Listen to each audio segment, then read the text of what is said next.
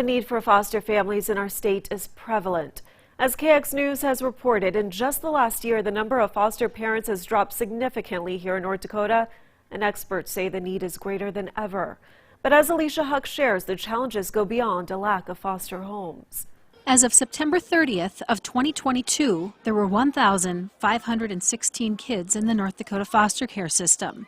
That number has continued to grow over the past decade, and the shortage of foster families has also continued to grow, which all contributes to what some say is the biggest challenge. I think just the stability of the system, and so we know that every 10 homes we license, 9 at some point will not do foster care. So I think the challenge is really the inconsistency or the inability to know what's coming down the road. There are multiple types of foster homes. There's regular foster care, treatment foster care, respite care, host homes, and shelter and emergency care.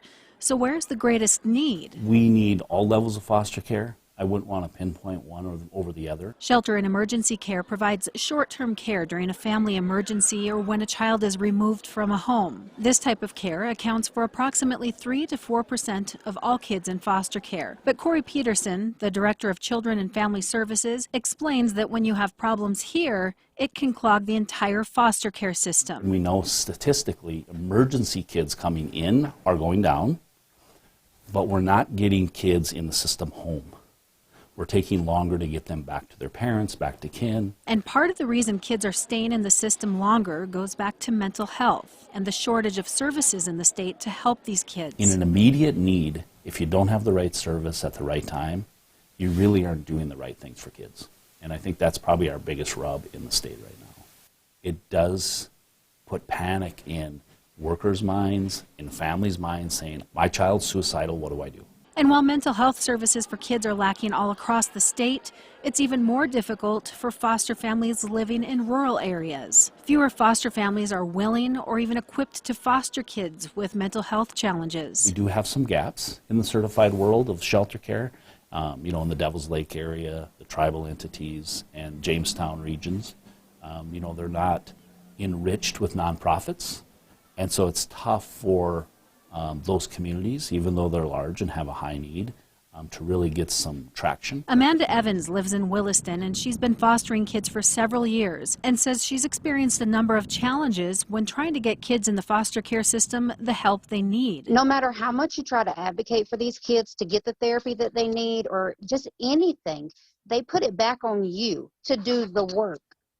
And then when you do the work, if it's not something that they agree with, they'll come up with more things for you to do. And Evans experienced this firsthand. I had 2 other kids in my home. They had been in my home for 6 weeks. And I had told them from day one, why do these children not have therapy? They have trauma. They've been removed from their home.